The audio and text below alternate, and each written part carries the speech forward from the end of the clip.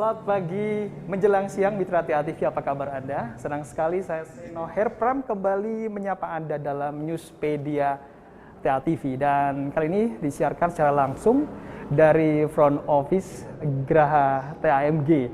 Nah, Mitra TA TV, pada kesempatan kali ini kita akan mengangkat sebuah tema, yakni perang melawan narkoba di era pandemi. Kenapa demikian? Karena tadi beberapa bulan yang lalu mungkin saya sudah sempat baca begitu, triwulan pertama barangkali, itu kalau tidak salah, meskipun era pandemi ternyata peredaran narkoba itu meningkat begitu. Tapi benar tidaknya nanti kita akan bahas lebih lanjut. Kita akan bersama Kepala Badan Nasional Narkotika Provinsi Jawa Tengah.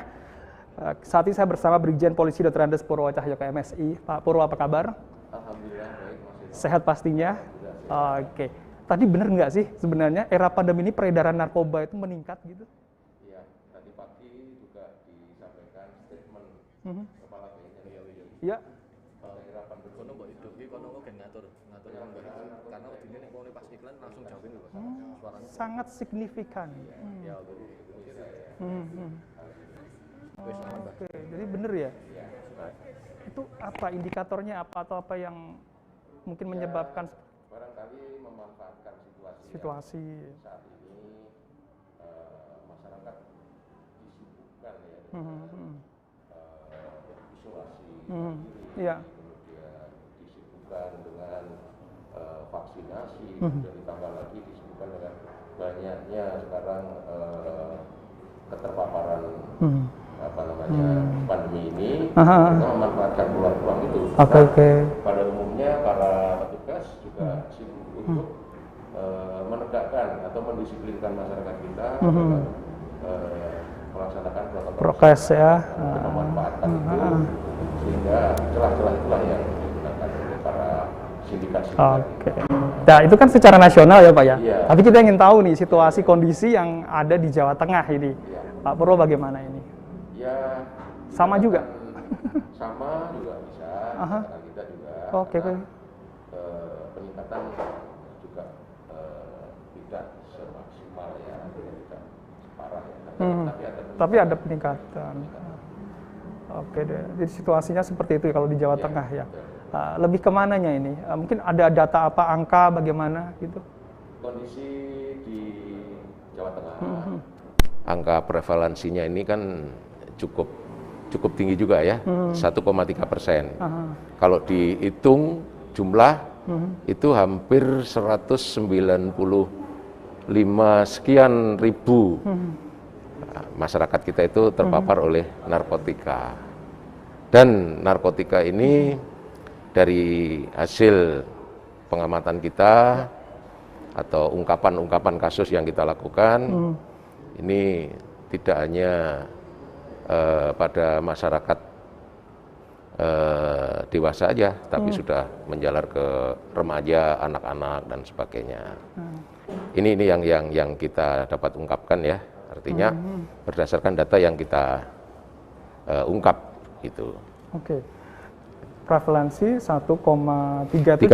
Tinggi itu ya Pak, termasuk Iya, tergolong termasuk tinggi. tinggi ya. Karena angka prevalensi nasional itu kan 2,8. 2,8. Ya, hampir 4 juta orang lah.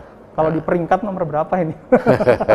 Nggak bagus sih. Iya, peringkatnya nggak bagus ya. Oke, kalau di peringkat kita peringkat ke-7. Peringkat ke-7 ya? Iya, peringkat ke-7. Oke. Itu. Nah, tadi yang disampaikan oleh Pak Purwo itu sangat mengkhawatirkan bahwa ternyata ini memapar tidak hanya orang dewasa, remaja, tapi bahkan anak-anak. Sebegitu parahnya Pak? Iya. Ya, Sampai anak-anak. Ya. Gambarannya seperti apa ini? Gambarannya begini. Dari data yang ada, kita kan dapatkan ya beberapa kasus itu melibatkan anak-anak, itu ada ya beberapa yang kita temukan. Itu sebagai kurir atau sebagai rata-rata korban atau ada yang pemakai atau coba-coba. Oh. Ada yang coba-coba, kemudian juga kalau yang kurir belum ada ya. Kalau yang kurir masih kita dapatkan rata-rata udah dewasa ya lah, udah 22 tahun ke atas lah itu. Tapi kalau yang coba pakai itu masih ada anak-anak situ. Nah, penanganannya kita juga berbeda. Kalau masih coba pakai, Iya. ya kita berupaya untuk mereka kita lakukan istilahnya rehabilitasi, kita sembuhkan gitu. Demikian. Ya, ini jadi peringatan orang tua ini ya. Ini Ya, anak-anak sudah mulai coba-coba Ya, narkoba semacam ini. Ya. Apakah karena mungkin perhatian orang tua yang kurang atau bagaimana nih, supervisinya yang kurang, atau Ya, kira-kira apa ini? memang Apa memang dari budaya kulturnya rumah seperti itu atau bagaimana ini? memang semua diawali dari rumah ya, dari bagaimana kehidupan keluarga itu, ketika kehidupan itu harmonis, kemudian perhatian terhadap anak, ini juga akan membawa karakter anak ya pada kehidupan dan mereka di lingkungan sosial. Ya, sebagaimana kita ketahui, kalau anak-anak itu kurang perhatian, mereka akan mencari perhatian ke orang lain. Nah, ketika mencari perhatian, sering sekali perhatian-perhatian ini banyak yang negatif. Padahal kalau diarahkan ke yang positif, anak-anak ini kan sangat potensial nih. Ya, jadi perhatian, dia minta perhatian orang tapi dengan posisi yang positif, dia yang produktif. Nah, ini akan bukan membawa dampak, tapi bukan dampak negatif ya maksud saya. Dampaknya justru dampak positif bagi anak itu sendiri maupun keluarga. Gitu. Kalau ditelusuri lebih jauh, yang anak-anak terpapar narkoba ini karena mungkin orang tua yang memang menggunakan atau di luar itu, Pak? 50-50 ya. Jadi gini, ada juga yang rumah tangganya bagus, tapi karena pergaulan di luar, Pergaulan, dia terbawa. Sebagai contoh misalkan, wah, lu nggak keren lu kalau nggak pakai lu, cemen lu kan gitu, ada kan yang kelompok-kelompok anak-anak seperti itu. Mereka ingin juga diakui di kelompoknya, akhirnya ikut ya mencoba. Nah, itu kalau udah seperti itu berarti ketahanan diri mereka itu sangat rendah, sangat berkurang dari apa yang seharusnya seseorang itu memiliki ketahanan diri yang kuat, apalagi yang berkaitan dengan penyalahgunaan narkotika gitu. Oke. Nah, barangkali ini juga untuk lebih mencerahkan kepada masyarakat begitu ya. Sebenarnya jenis varian yang ini tergolong narkotika dan obat-obat terlarang itu apa saja sih, Pak? Yang barangkali masih ada yang menggunakan biasa-biasa saja tapi ternyata ini adalah golongan narkoba gitu. Jadi rata-rata yang digunakan di Indonesia maupun di Provinsi Jawa Tengah ini yang paling banyak adalah ganja. Yang kedua adalah sabu. Kemudian yang ketiga adalah ekstasi. Nah, kemudian ada juga sekarang yang namanya tembakau gorila. Itu sekarang juga lagi marak di Jawa Tengah. Nah, dari bulan kemarin, 2 bulan kemarin itu udah ada 4 tersangka yang kita amankan, atau 4 kasus itu berkaitan dengan tembakau gorila itu. Nah, ini juga sangat membahayakan tembakau gorila itu. Nah, kemudian yang berkaitan dengan obat-obatan lagi. Nah, biasanya ini kan awalnya dimulai dari penyalahgunaan ya, penyalahgunaan obat-obatan ya. Biasanya maksudnya obat medis atau obat-obatan medis. Ini adalah pintu gerbang atau awal dari mereka menggunakan narkotika. Biasanya yang dilakukan oleh anak-anak SMP, anak-anak SMA ya, berdasarkan pengalaman saya beberapa kali kita temukan itu, bahkan ada yang cerita waktu itu salah satu guru mengatakan, Pak, saya curiga terhadap beberapa anak-anak ini minta obat sakit kepala, tapi gantian tuh, ada kelompoknya ada 5 orang gantian minta obat sakit kepala. Kemudian setelah saya ikutin, dia di belakang 5 obat itu dicampur, dijadiin satu dengan minuman keras, terus diminum bareng-bareng.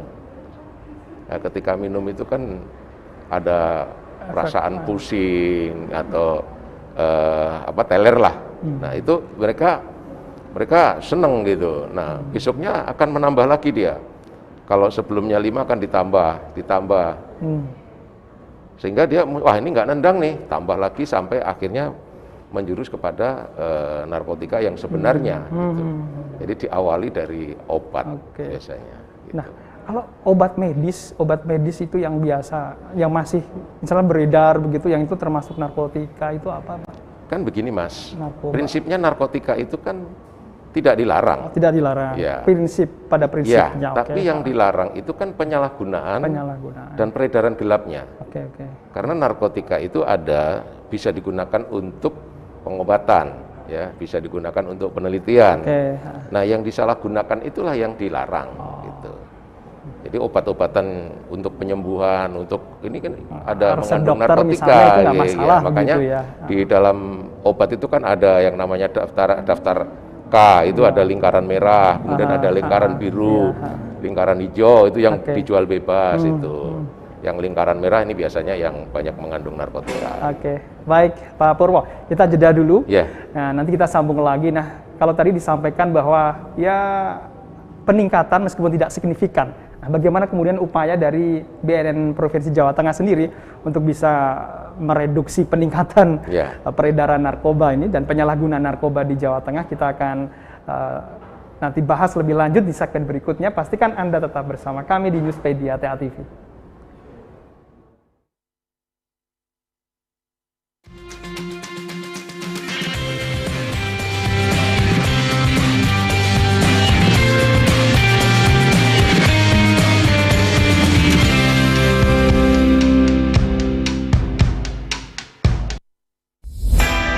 Migrasi penyiaran televisi terestrial dari teknologi analog ke TV digital atau proses ASO segera dilakukan. Siaran televisi digital terestrial menyajikan kualitas gambar jernih dan suara yang jauh lebih bagus, juga resolusi lebih tajam. Program dan konten TA TV dapat ditonton melalui TV digital.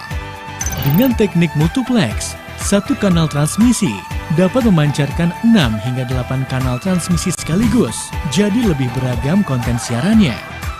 Yuk beralih ke TV digital. Sambut era baru dunia penyiaran Indonesia. Update informasi tentang TA TV, follow sosial media kami. TA TV, Spirit of Java.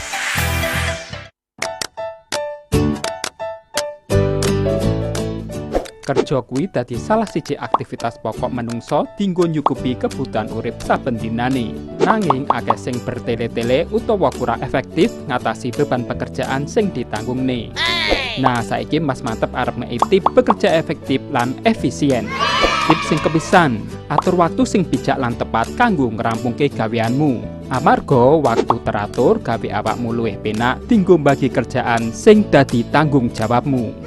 Tips sing kepindho, rampungno gawean sing iso mbok rampungke ben gaweanmu ora numpuk lan tambah akeh. Tips sing ketelu, adohi sosial media kayata Facebook, Instagram, Twitter pas jam kerja. Fokuso ning tanggung jawabmu ben hasil kerjamu maksimal. Nah, kuwi mau tip kerja sing efektif lan efisien ala Mas Mantep. Tetap semangat, selamat bekerja lan matur nuwun. Nggak usah pakai itu saya bisa. Oh iya ya, ada juga ya. Wah, katanya mau ketemu sama Mbak manajemen yang berkaitan siapa sih? Siapa? Gerak-gerak. Mantap.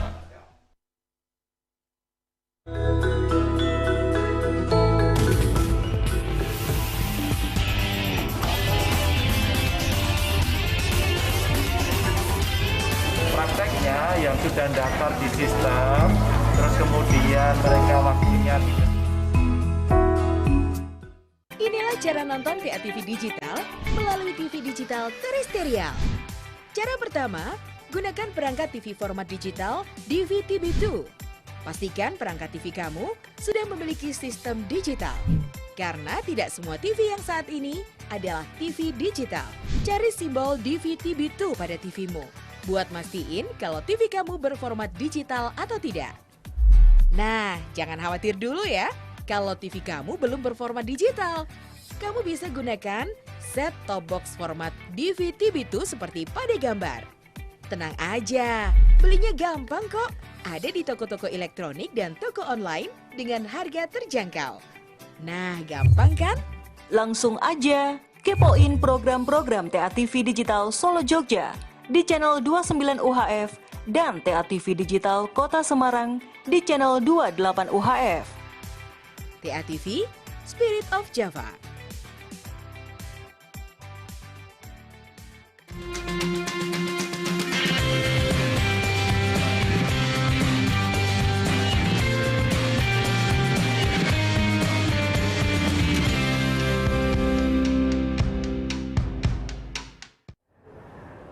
Ya, terima kasih Anda masih bersama kami di Newspedia TA TV dan kita masih membahas tema yang menarik ini, perang melawan narkoba di era pandemi bersama Kepala BNNP Provinsi Jawa Tengah, Brigjen Polisi Dr. Andes Purwo Cahyono MSI. Pak Purwo, nah tadi sudah dijelaskan di awal ya tentang situasi kondisi peredaran dan penyalahgunaan narkotika dan obat terlarang ya ada di Provinsi Jawa Tengah. Nah, sebenarnya bagaimana kemudian upaya yang sudah dilakukan untuk bisa mereduksi peningkatan ya, peredaran dan penyalahgunaan narkotika itu? Iya, jadi dengan semangat perang terhadap narkotika, kita ada beberapa kegiatan yang kita lakukan dengan 3 pendekatan. 3 pendekatan, oke. Yang apa pertama, saja itu? pendekatan soft power approach. Kemudian yang kedua, hard power approach, dan yang ketiga smart power approach. Nah, di dalam masing-masing boleh dijelaskan ini.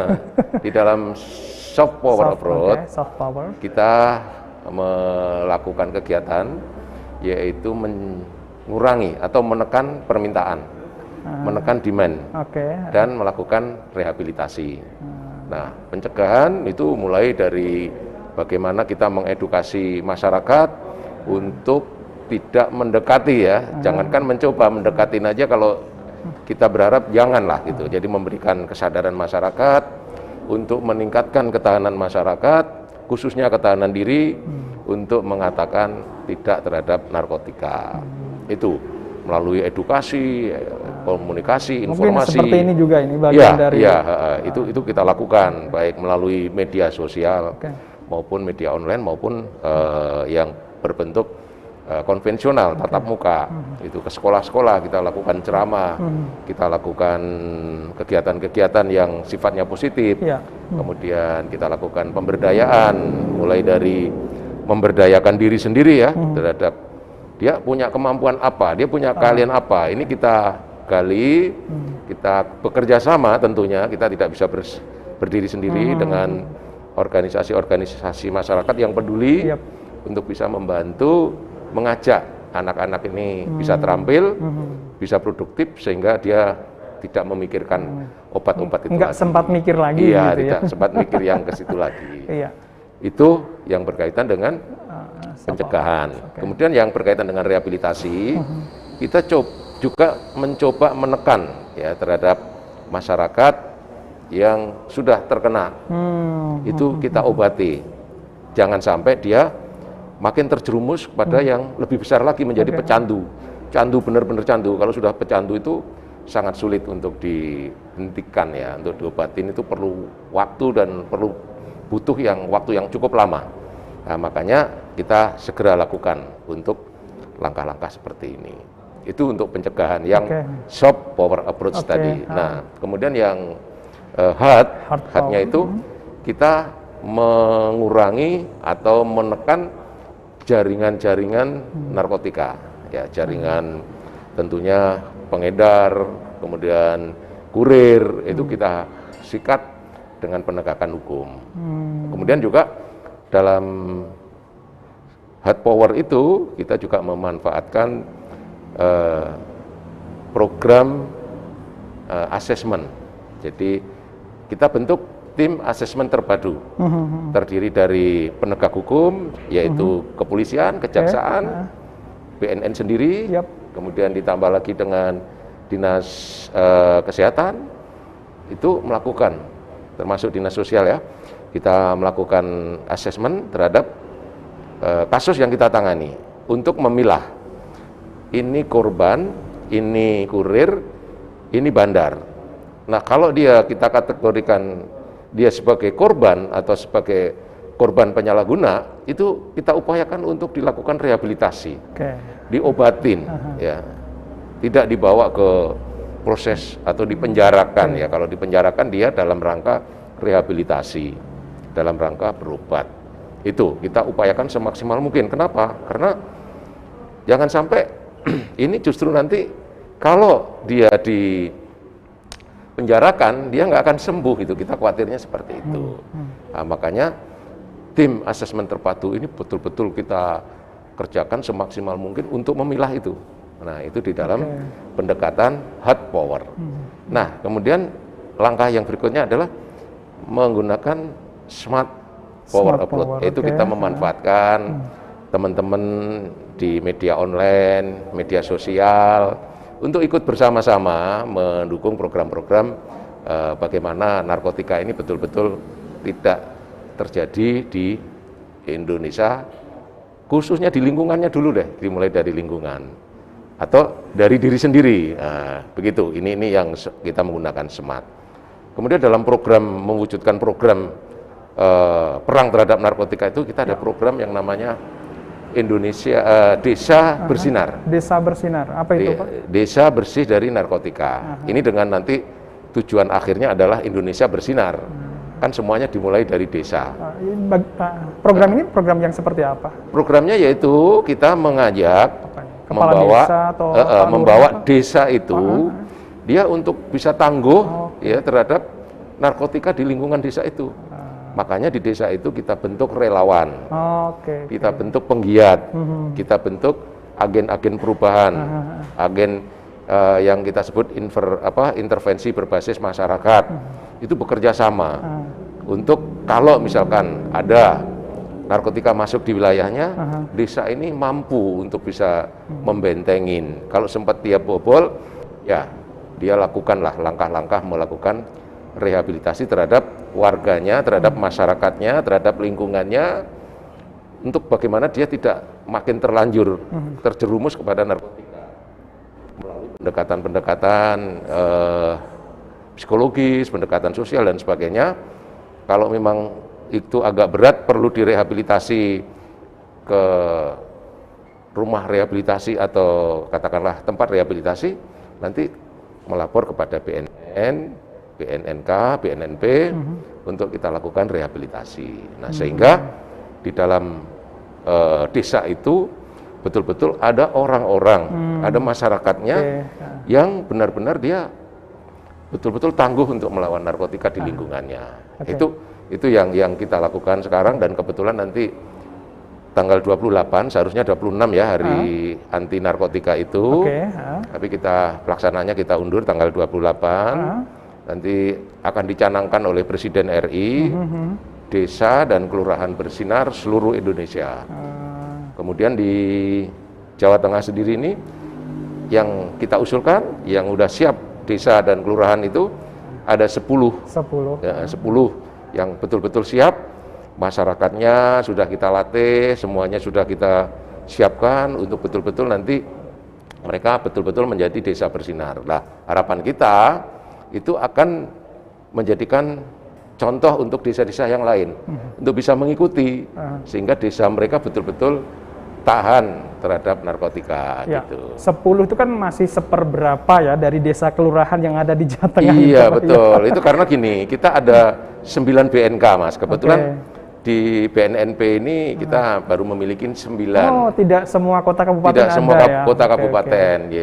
Kayak Solo Raya ini baru satu misalnya. Solo aja yang ada, Surakarta yang baru. Nah, untuk 7 wilayah misalnya kayak gitu. Kami juga mengharapkan kepada Bapak Bupati atau Ibu Bupati, Wali Kota yang belum ada BNK-nya untuk bareng-bareng bagaimana mengusulkan untuk adanya BNK di tempat masing-masing, dan tentunya bekerja sama dengan kita untuk kita ajukan ke pusat untuk bisa didirikan BNK gitu. Ya, tapi dengan 3 penanganan tadi ya Pak, yang soft, yang hard, yang smart begitu, ini sudah termasuk ada nanti pencanangan desa bersinar.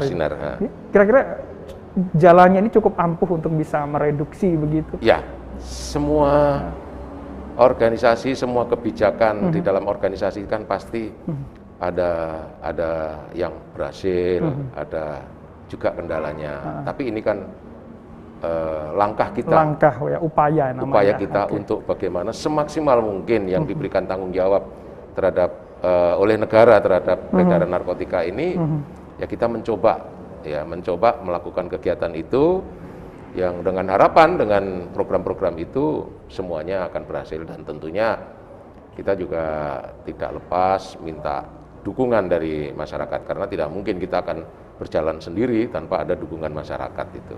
Sebagai contoh tadi Desa Bersinar, adanya relawan itu dukungan dari masyarakat. Adanya kesiapan desa itu dukungan dari aparat, mulai dari aparat desa, kecamatan, sampai kebijakan daripada bupati. Karena untuk menentukan Desa Bersinar itu hasil kesepakatan antara Forkopimda dengan BNNK. Nanti dikeluarkanlah oleh Pak Bupati surat penetapan desa. Nah, setelah penetapan surat desa, ada lagi surat keputusan. Nah, dari situlah kita baru lakukan pelatihan-pelatihan. Setelah kita latih, kita coba nanti desa ini dengan program-program Desa Bersinar itu. Begitu. Baik Pak Purwo, kita jeda kembali, nanti kita lanjutkan lagi. Menarik pastinya ketika ada Desa Bersinar ini ya, dan nanti diajukan 10 ya kalau Jawa Tengah ya. Itu baru diajukan atau memang udah 10? Sudah ditetapkan, nanti tinggal pencanangannya hari Senin tanggal 28 itu. Di hari anti narkotika internasional ya. Baik, kita akan kembali lagi untuk melanjutkan perbincangan bagaimana perang melawan narkotika di era pandemi ini. Kami akan segera kembali.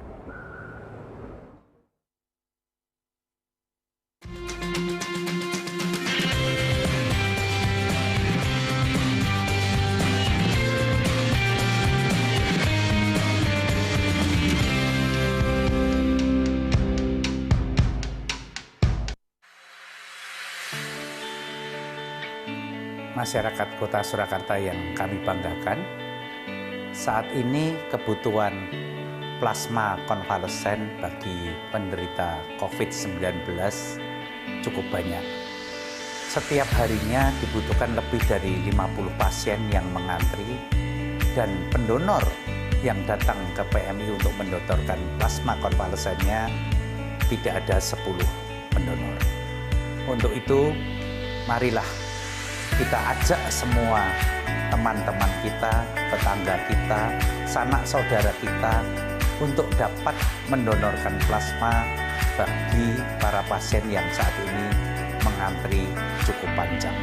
Untuk persyaratan sebagai pendonor plasma dapat dilihat di keterangan ini, dan apabila ingin penjelasan lebih lanjut dapat melihat dokter-dokter yang dapat dihubungi di sini.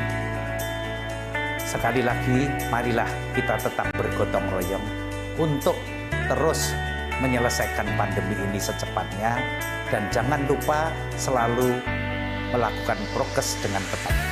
Memakai masker, mencuci tangan sesering mungkin dengan sabun, menjaga jarak, dan menghindari kerumunan. Dan kalau perlu, saat ini kita tidak perlu kemana-mana, tetap di rumah saja.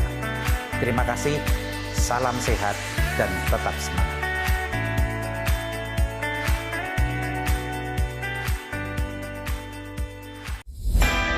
Migrasi penyiaran televisi terestrial dari teknologi analog ke TV digital atau proses ASO segera dilakukan. Siaran televisi digital terestrial menyajikan kualitas gambar jernih dan suara yang jauh lebih bagus, juga resolusi lebih tajam. Program dan konten TIA TV dapat ditonton melalui TV digital. Dengan teknik multiplex, satu kanal transmisi dapat memancarkan 6 hingga 8 kanal transmisi sekaligus, jadi lebih beragam konten siarannya.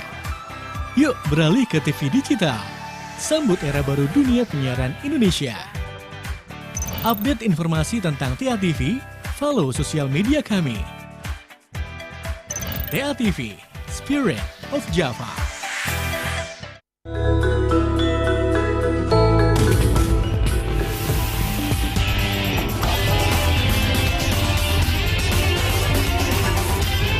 Prakteknya yang sudah daftar di sistem, terus kemudian mereka waktunya tidak.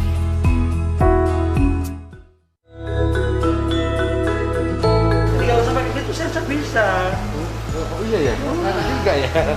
Wah, Katanya mau ketemu sama pihak manajemen yang berkaitan. Siapa sih? Siapa? gerak-gerak. Mantap.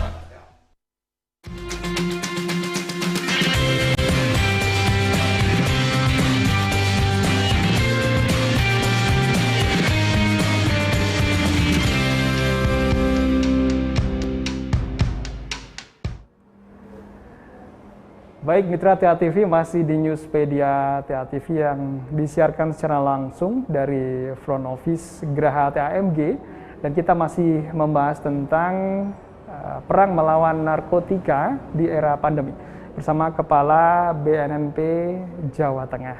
Ini Pak Purwo, kita kan mengenal, mungkin masyarakat juga sering dengar P4GN gitu kan, sering digalakkan ya di kota kabupaten. Kalau pencegahan, pemberantasan, penyalahgunaan peredaran gelap narkotika gitu ya. Nah, itu implementasinya seperti apa sih P4GN ini sendiri? Ya, baik. Begini Mas Eno. Kalau boleh tahu landasan hukumnya apa? Ya, landasan hukumnya apa ini P4GN, kemudian implementasinya seperti apa? Jadi sesuai dengan Inpres ya, instruksi Inpres, Presiden nomor 2 2020 itu mengamanatkan semua kementerian, lembaga, termasuk BUMN, BUMD, dan pemerintah daerah wajib melaksanakan rencana aksi nasional terhadap P4GN, di mana P4GN itu kepanjangan dari pencegahan, pemberantasan, penyalahgunaan, dan peredaran gelap narkotika dan prekursor narkotika. Nah, itu dia ada kewajiban untuk melaksanakan itu.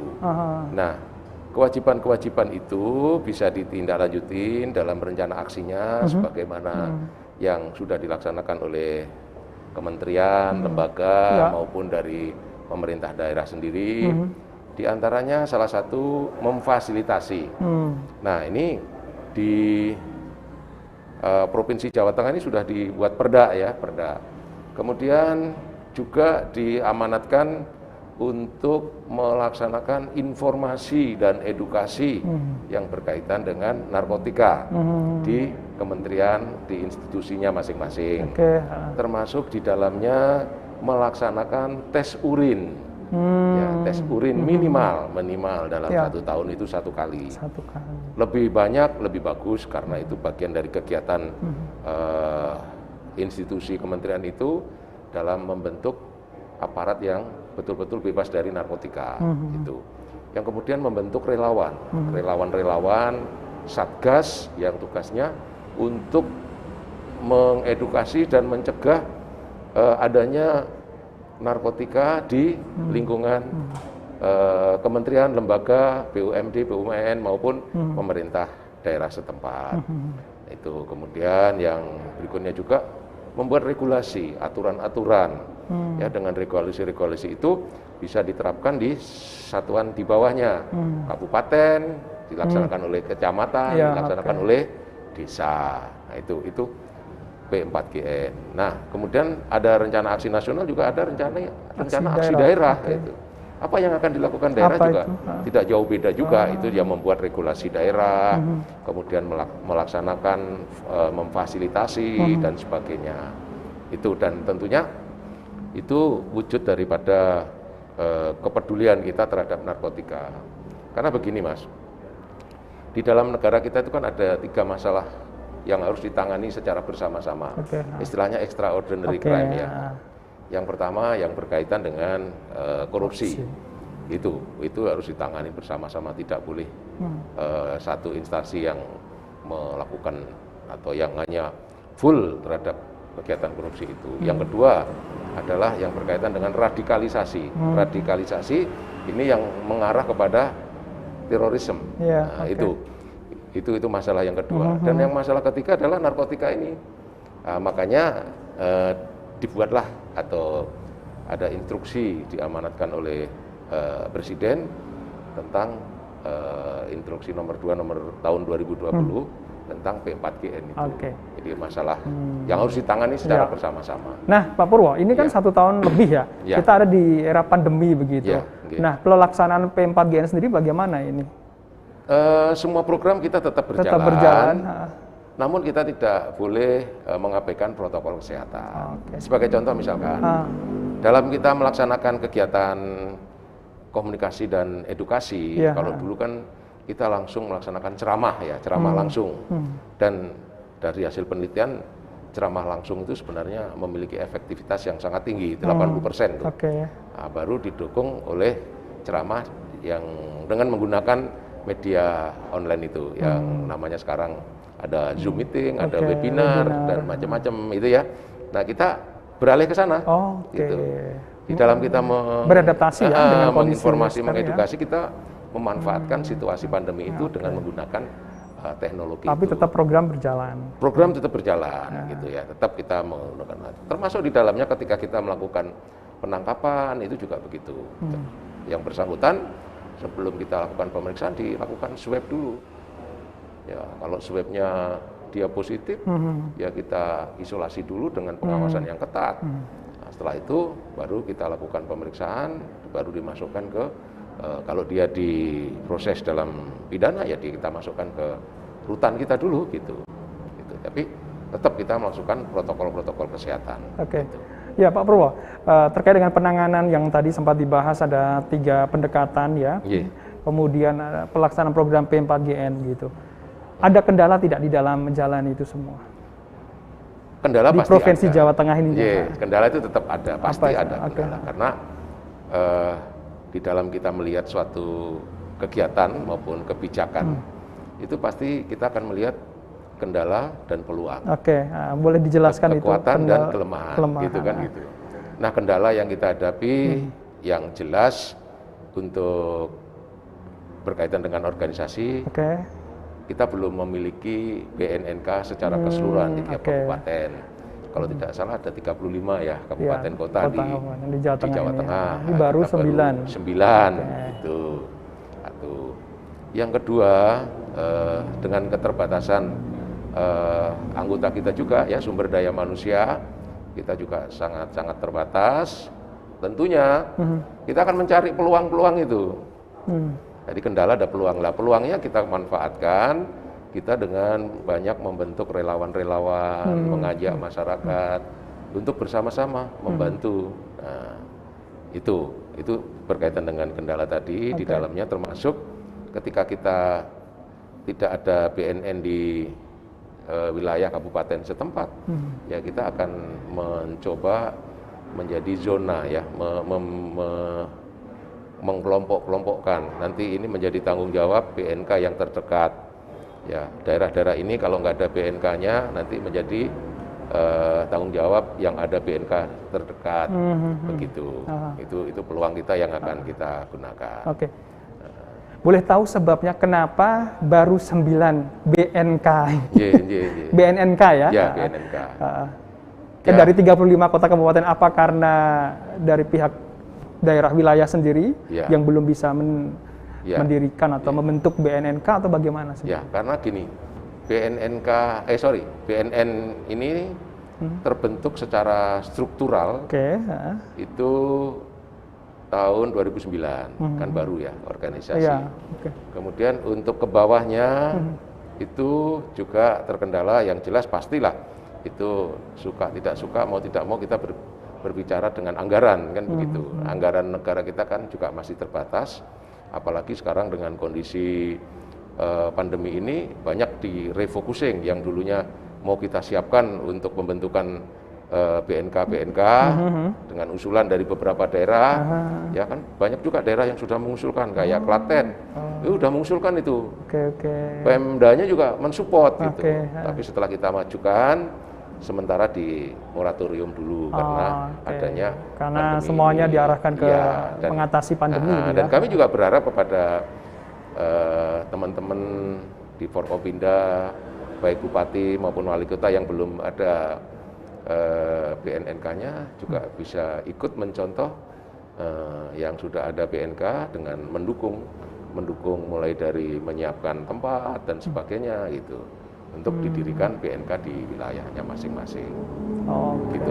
Jadi ini wewenangnya BNN ya untuk pembentukan kita mengusulkan, nanti BNN juga mengusulkan lagi ke Kementerian PAN Yang punya kewenangan Menterian Pan RB ya. Iya. Oh gitu. Oke. Disahkan, oke, disetujui. Nah, itu kan nanti kan berkaitan dengan penyiapan sumber daya manusia, penyiapan dengan sarana prasarana, anggaran ya gitu. Baru kita turunkan dibentuk gitu, Mas. Oke. Baik, Mitra TEA TV, kita kembali jeda terlebih dahulu. Nanti kita akan bahas lebih lanjut ini terkait dengan HANI ya Pak ya? Iya. Ini berapa hari lagi kita akan memperingati Hari Anti Narkotika Internasional. Gitu. Tepatnya tanggal 26 ya? Seharusnya, tapi karena hari Sabtu diundur menjadi 28. Untuk pelaksanaannya gitu ya. Iya. Nah, seperti apa untuk kegiatan ataupun program dalam menyongsong HANI di tahun 2021 ini, kita akan simak setelah jeda berikut ini. Pastikan tetap di Newspedia TEA TV.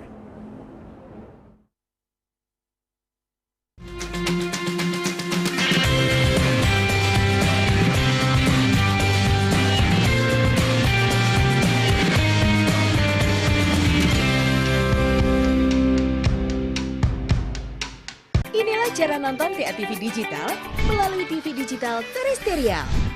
Cara pertama, gunakan perangkat TV format digital DVTV2. Pastikan perangkat TV kamu sudah memiliki sistem digital. Karena tidak semua TV yang saat ini adalah TV digital. Cari simbol DVTV2 pada TV-mu. Buat mastiin kalau TV kamu berformat digital atau tidak. Nah, jangan khawatir dulu ya. Kalau TV kamu belum berformat digital, kamu bisa gunakan set-top box format DVTV2 seperti pada gambar. Tenang aja, belinya gampang kok. Ada di toko-toko elektronik dan toko online dengan harga terjangkau. Nah, gampang kan? Langsung aja kepoin program-program TEA TV Digital Solo Jogja di channel 29 UHF dan TEA TV Digital Kota Semarang di channel 28 UHF. TEA TV, Spirit of Java.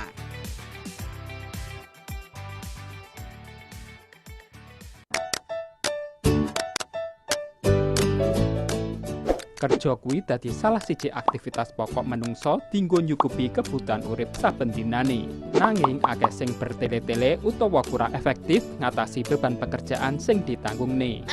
Nah, saiki Mas Mantep arep ngei tip bekerja efektif lan efisien. Tips sing kepisan, atur waktu sing bijak lan tepat kanggo ngerampungke gaweanmu. Amarga waktu teratur gawe awakmu luwih penak dinggo bagi kerjaan sing dadi tanggung jawabmu. Tips sing kepindho, rampungno gawean sing iso mbok rampungke ben gaweanmu ora numpuk lan tambah akeh.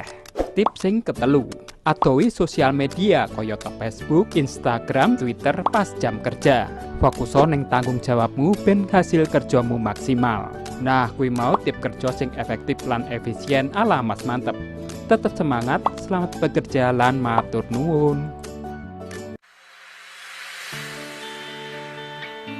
Masyarakat Kota Surakarta yang kami banggakan, saat ini kebutuhan plasma konvalesen bagi penderita COVID-19 cukup banyak.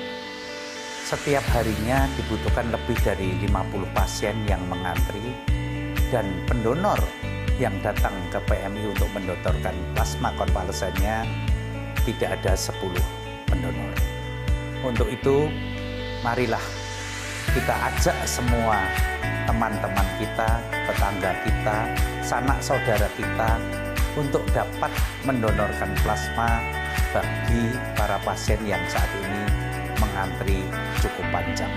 Untuk persyaratan sebagai pendonor plasma dapat dilihat di keterangan ini, dan apabila ingin penjelasan lebih lanjut dapat melihat dokter-dokter yang dapat dihubungi di sini. Sekali lagi, marilah kita tetap bergotong royong untuk terus menyelesaikan pandemi ini secepatnya, dan jangan lupa selalu melakukan prokes dengan ketat. Memakai masker, mencuci tangan sesering mungkin dengan sabun, menjaga jarak, dan menghindari kerumunan. Dan kalau perlu, saat ini kita tidak perlu kemana-mana, tetap di rumah saja. Terima kasih, salam sehat, dan tetap semangat.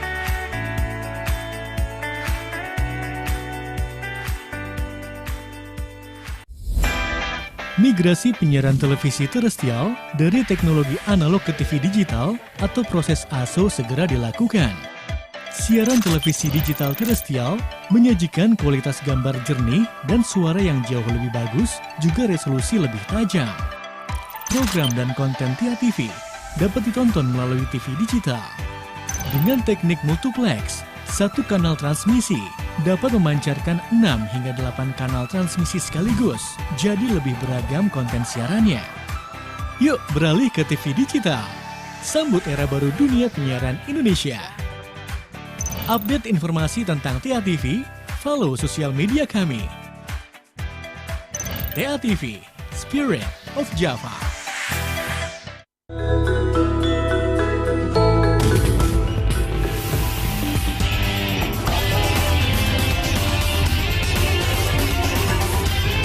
Prakteknya yang sudah daftar di sistem, terus kemudian mereka waktunya tidak.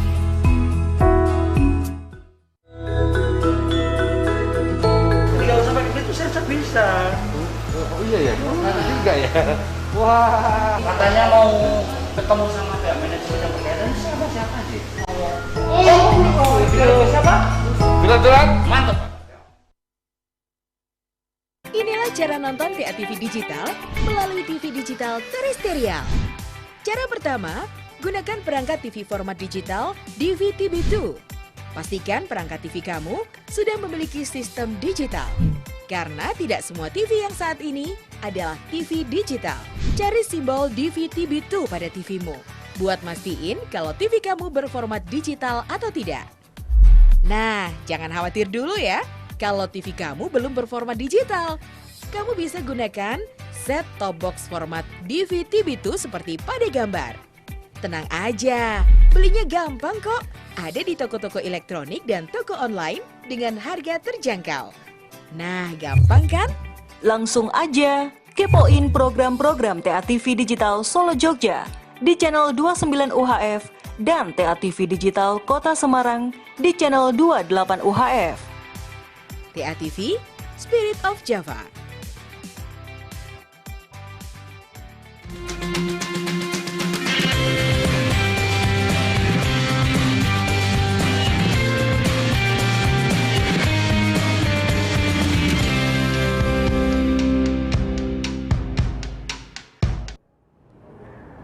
Ya, terima kasih Anda masih di Newspedia TIA TV dan masih perang melawan narkotika di era pandemi bersama Kepala BNNP Jawa Tengah, Brigjen Polisi Dr. Andes Purwo Cahyoka MSI. Ya, Pak Purwo, menyongsong Hari Anti Narkotika Internasional yang diperingati setiap tanggal 26 gitu. Ada program agenda kegiatan apa ini?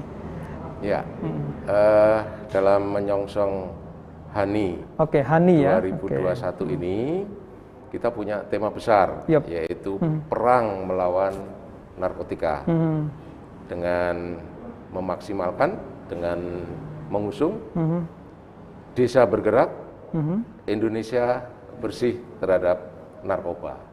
Gitu. Jadi kita mempunyai tugas dan tanggung jawab bagaimana desa-desa ini betul-betul menjadikan desa bersih dari narkotika.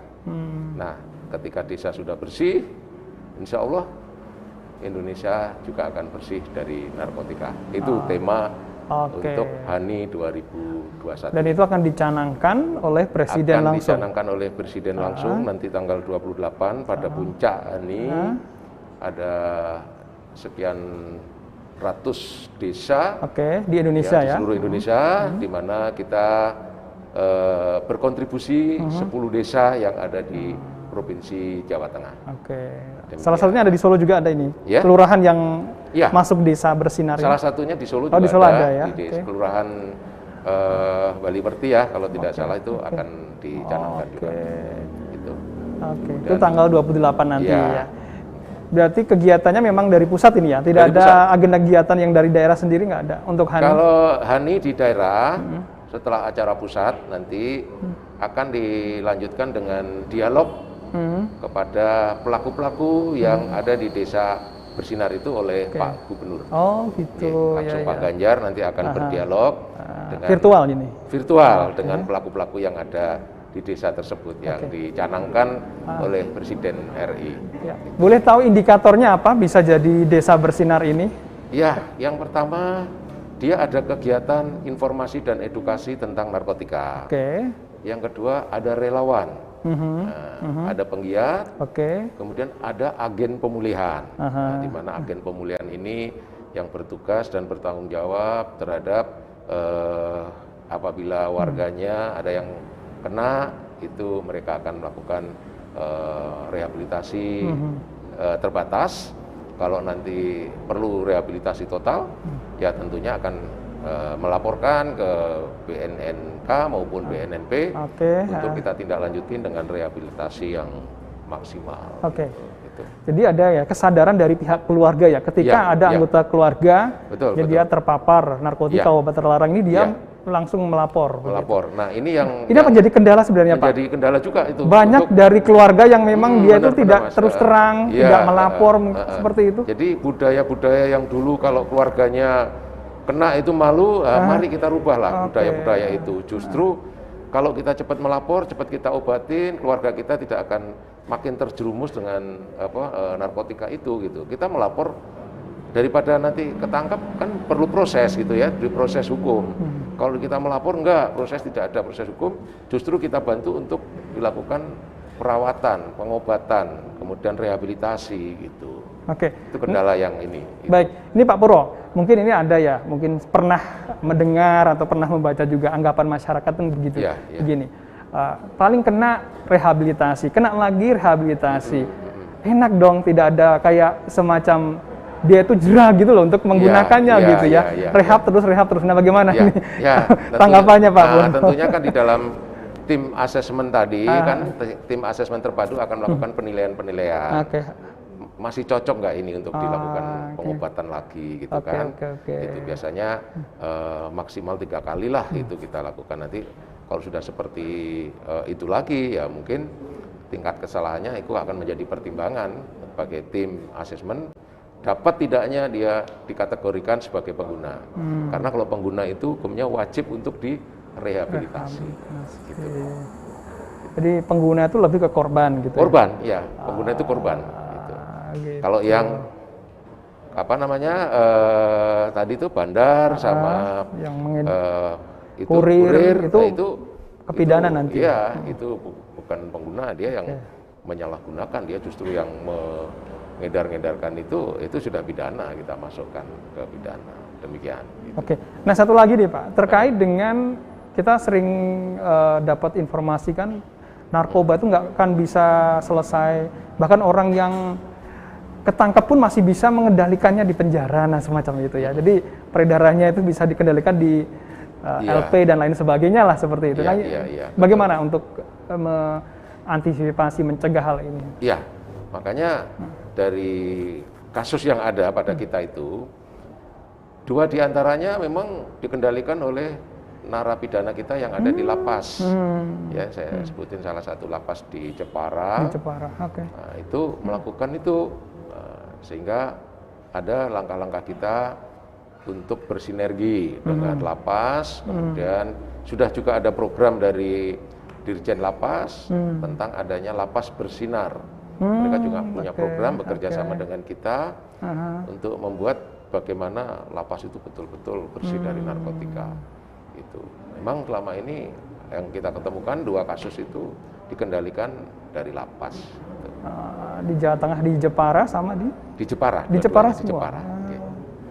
Itu yang kita temukan ya. Tapi di tempat lain juga masih banyak juga yang ditemukan ya, yang kendalikan dari lapas. Apa? Ada oknum dari lapas atau oknum apa? Ya, kalau sementara ini hasil penyidikan kita hanya dari mereka. Dari gitu. mereka ya. Karena kita ketika melakukan penangkapan kita kerjasama dengan petugas lapas itu untuk ngambil handphonenya, kemudian kita buka, kita lacak, kita bisa terungkap kemana-mana gitu. Sementara ini belum ada keterlibatan ya, kita masih bersinergi. Tapi ya kita mengajaklah untuk semua pihak untuk ayo sama-sama deh, nggak usah mementingkan diri sendiri, kita bersinergi untuk bersama-sama menyelesaikan masalah bangsa ini yang saya sebutkan 3 masalah Ya, besar. extraordinary crime ini ya. Iya. Salah satunya adalah Iya, narkotika ini. betul. Gitu ya. Oke, baik. Nah, mungkin ini di penghujung akhir program Newspedia kali ini, Pak. Iya, iya. Kaitannya dengan HANI ya, Hari Anti Narkotika Internasional, kemudian juga mungkin apa yang jadi harapan dari Pak Purwo selaku Kepala BNNP Jawa Tengah? Ya, saya selaku Harapan dan juga pesan barangkali ya. Saya selaku penanggung jawab narkotika di Provinsi Jawa Tengah mengajak kepada seluruh masyarakat Jawa Tengah untuk bersama-sama ya memberantas narkotika yang ada di lingkungan kita. Ya, kalau enggak kita, siapa lagi? Dan kalau tidak dimulai dari sekarang, itu kapan lagi? Kita ada semboyan, Jateng Gayeng, berantas narkoba bareng-bareng. Itu. Dan kepada masyarakat juga, ayo kita punya semangat war on drug, perang terhadap narkotika. Ya, ayo budayakan hidup 100% yang sadar, sehat, produktif tanpa narkotika. Baik, itu harapan dan pesan untuk masyarakat di Provinsi Jawa Tengah yang saat ini menyaksikan program Newspedia TA TV. Ya. Jadi perang melawan narkoba menuju Indonesia bersinar ya Pak ya, bersih dari narkotika ini. Oke, terima kasih Pak Purwo sudah hadir di Newspedia, sukses ya untuk berbagai agenda kegiatan di dalam upaya P4GN-nya. Ya, terima kasih. Kemudian berbagai penanganan tadi ya, model-model penanganan yang dilakukan untuk bisa ya mengurangi dari penyalahgunaan peredaran narkotika di Provinsi Jawa Tengah ini dan juga bisa mengurangi korban juga. Ya. Dan mengurangi apa lagi ya resiko anak-anak yang ini kan penerus bangsa ya nanti ya betul. Untuk membawa estafet pemimpin saat ini, pahlawan. Apalagi ada bonus demografi itu Mas. Ya. Maka kalau mereka kena bukan jadi bonus, jadi ancaman demografi itu. Jadi apa istilahnya ya, bencana demografi. Bukan bonus, jadi bencana. Iya, betul. Bencana demografi. Sukses untuk perang melawan narkoba. Terima kasih. Dan mitra TA TV, sampai di sini kebersamaan kita di Newspedia kali ini. Saya Noher Pram, segenap kru yang bertugas undur diri, sampai jumpa. TA TV, masa kini dan tetap berbudaya.